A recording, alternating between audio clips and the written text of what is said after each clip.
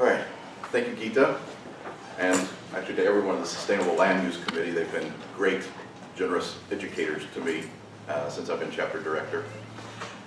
Next, I'm happy to introduce our next speaker, San Mateo County Supervisor Dave Pine.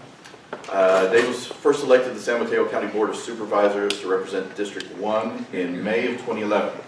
He served as board president in 2014 and 2018, as chair of the San Francisco Bay Restoration Authority, chair of the San Mateo County Wide Water Coordination Committee, member of the San Francisco Bay Conservation and Development Commission, San Francisco Creek Joint Powers Authority.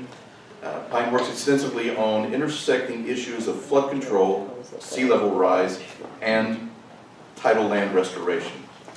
Supervisor Pine is the founding chair of the Peninsula Clean Energy, which you heard about earlier, and he also serves on the Caltrans Joint Powers Board and the San Mateo County Transit District Board.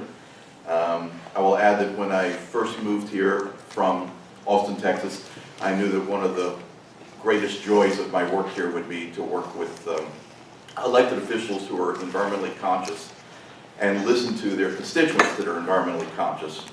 I said this to the chair of our conservation committee at the time and said, what elected officials should I see? And he said, Dave Pine should be first. So please join me in welcoming Supervisor.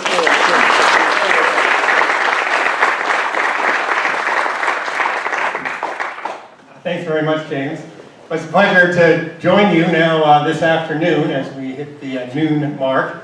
And you all have been listening to speakers for, I think, 90 straight minutes. So I was asked to keep my remarks brief, and I will do the best I can in that regard. And I wanted just to share some updates you on challenges of sea level rise in San Mateo County and some of the steps we are taking to address it. At today's, at this meeting today, and at so many meetings about climate change, the emphasis is typically on the urgency of reducing our carbon emissions. And as it should be, as everyone in this audience knows, we have put an awful lot of carbon into the atmosphere.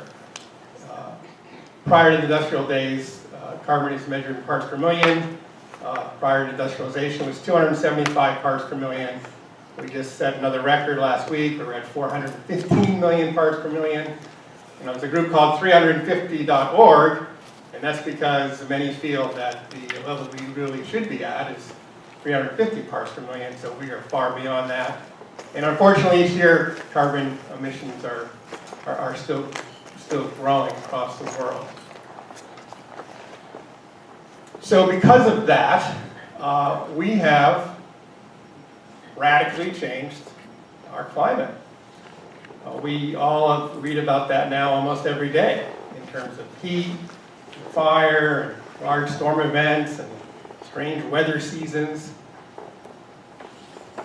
And I know for me personally, it wasn't that long ago when I was of the view, and I think most of the public was of the view, and maybe some still are, is that if we work hard enough, we'll get ahead of this. We'll reduce our carbon emissions, so we'll stop terrible things from happening.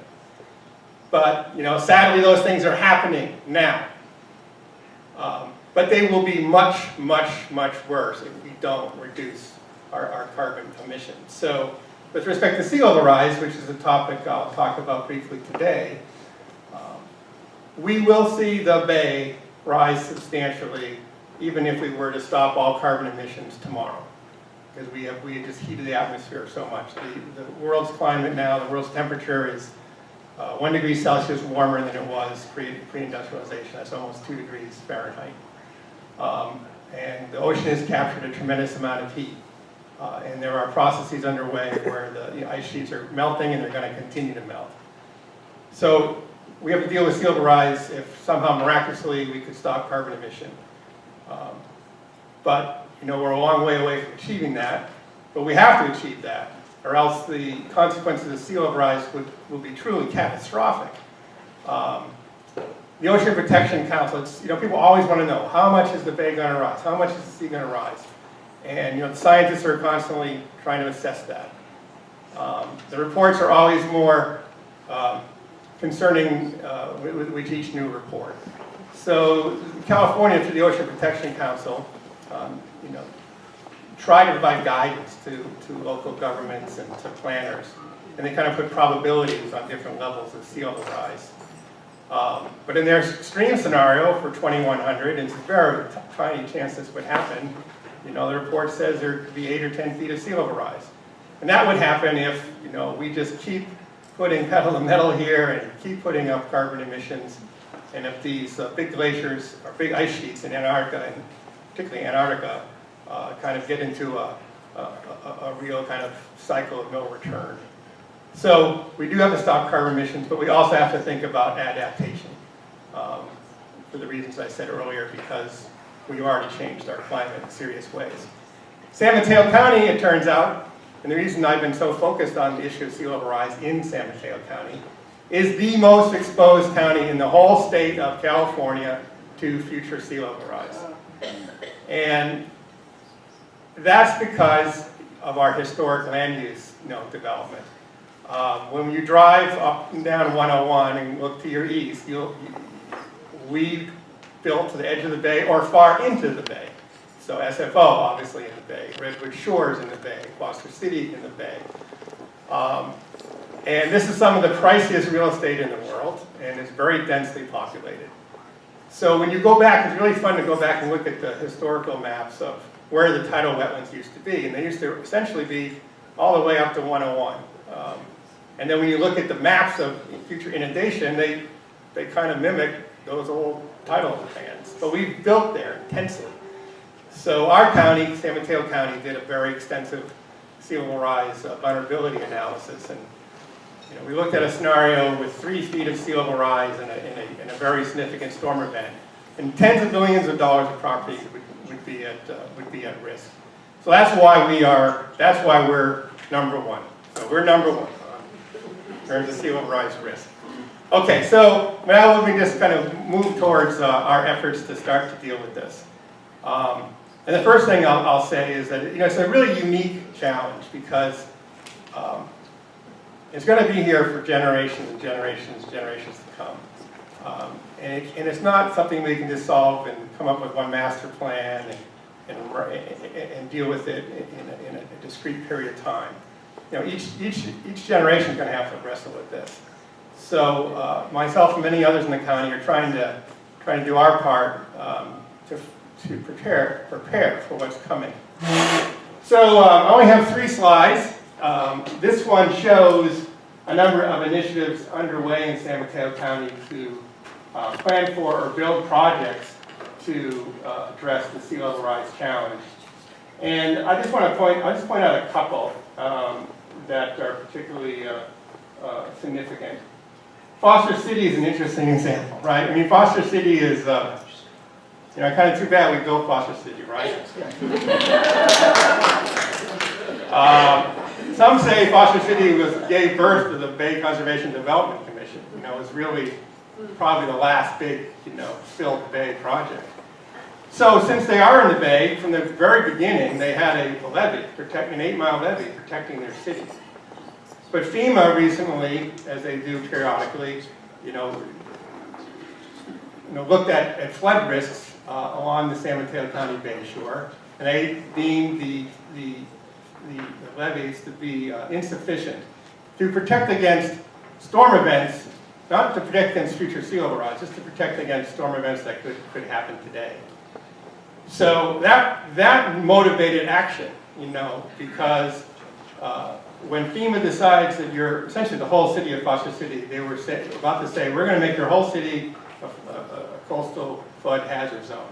And if that occurs, everyone with a federally backed mortgage has to buy really expensive flood insurance, increasingly expensive flood insurance. So the city leaders said, well, we can't do that. We can't have that. So they very quickly designed a program to enhance their levees, to raise them to protect through 2050 sea level rise. And went to their voters and succeeded in passing a $90 million general obligation bond to do that work. I guess there's kind of two things that stand out to me about Foster City. One is, you know, how quickly people act when there's kind of economic incentive. And two, People's general response, I think, when they think about sea level rise is build the walls. And certainly Foster City is doing that. But the last thing we want 100 years from now is to have the entire bay, rimmed with a big wall, which we're very capable of doing.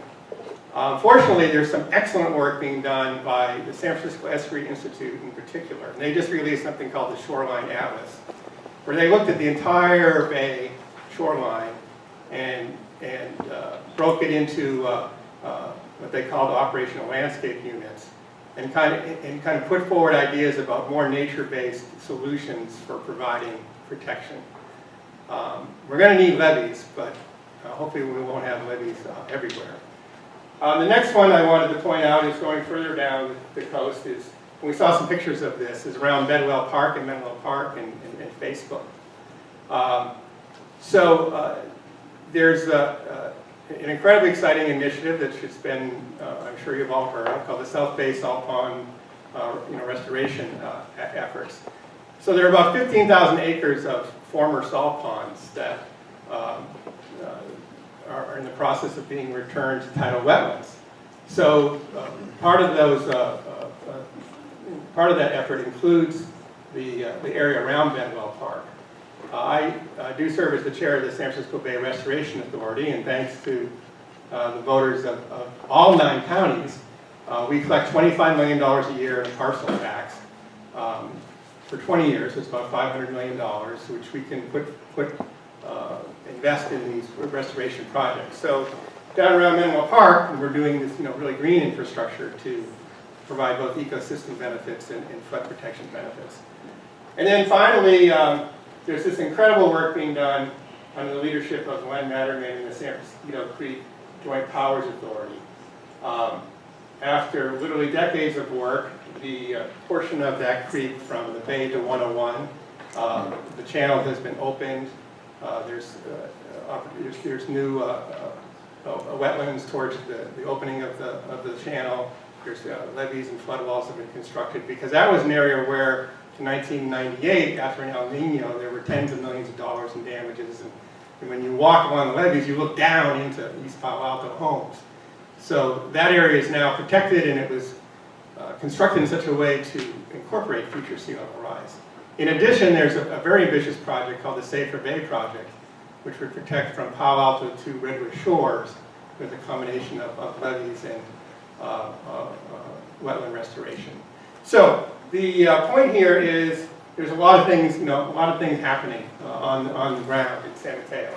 But that said, the scope of this challenge is so immense that we've decided that we need to kind of put in place some organizational infrastructure to deal with this in the long term. Let me see if I know how to do this. Well, push that back. Oh, we go. I don't know how to get it back, but I won't worry about it. So after thinking about this for a number of years now, and just trying to get our head around the scope of this challenge, we formed a consensus in San Mateo County that we needed to kind of come together across all 20 cities in the county and put in place what we're calling the Flood and Sea Level Rise Resiliency Agency. And we reached that decision for the reasons cited here. We talked about the exposure that San Mateo County faces. We have a flood control district, but it has very limited powers and only works in a couple areas. This next point is so important, of course. Obvious but often difficult to solve for. We have lots of towns in San Mateo, lots of towns on the Bayshore. And it's impossible for each small town to address this on their own.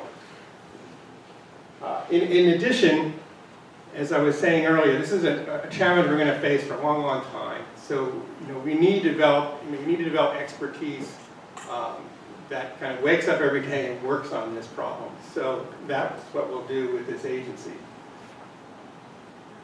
A big motivator was, how in the world do you find money to fund future projects? And we look south and we look north, and we see, for example, what the Santa Clara Valley Water District has done in competing for federal funds through the WRDA process and going to Washington and kind of playing the long game to get money from the federal government. San Mateo County hasn't traditionally been in a position to do that. Similarly in San Francisco, they have their whole seawall that they have to fix at cost of billions of dollars. And they are in Washington, working that. So San Mateo needs that capacity as well. And then a final point, just coming back to kind of a side benefit that we hope to gain from coming together and forming this agency, is, as was mentioned before, there are ever-increasing requirements to make sure that the water that flows to the bay is clean. And there's a lot of ways to do that. And there's the kind of green streets and the bioswales and such. But another way to do it is to create regional retention systems where you collect the runoff and clean it and let it go back towards the bay. So through creating this new entity, we think we can do some of this regional retention. So finally, just a quick look at how this is all set up. So all 20 cities, well, so far we have 19 of the 20 cities have supported it. We have one more to go. We're seeing Foster City tomorrow night. But we're moving right along. But the idea here is we would have a 7-member governing board with 2 county supervisors. One of the supervisors would be the supervisor from District 3, currently Don Horsley, because he covers the entire coast. Because we have coastal concerns too, with significant coastal erosion in Pacifica, for example. We'd have 5 city council representatives distributed geographically with 1 at large. So the governance, the traditional governance of our flood control district was in the hands of the Board of Supervisors. So we're changing that. Then to kind of fund this thing, we basically have a very modest funding structure for the next 3 years. We have a budget of $1.5 million. And half of that will come from the county, and the other half will come from the cities.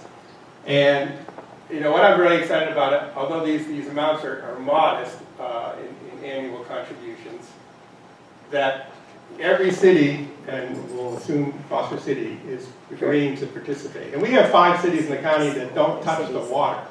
So I think it's a real credit to them that they are willing to step up and put some of their funds into this effort. So in many ways, this is really modest because the budget is small and we really only have a map for 3 years. But on the other hand, it's a really big deal because we are bringing all the cities together to deal with an issue that is very real but is still somewhat far away. And one thing about humans is they're really bad at dealing with issues that aren't happening now. So we will basically have a 3-year runway to kind of strengthen this entity, find better funding sources, and again, put in place some of the building blocks we need to deal with the unfortunate consequence of what we've done to our climate. I think we have some brochures about the new agency, which I think many of you have already picked up. So thanks for your attention.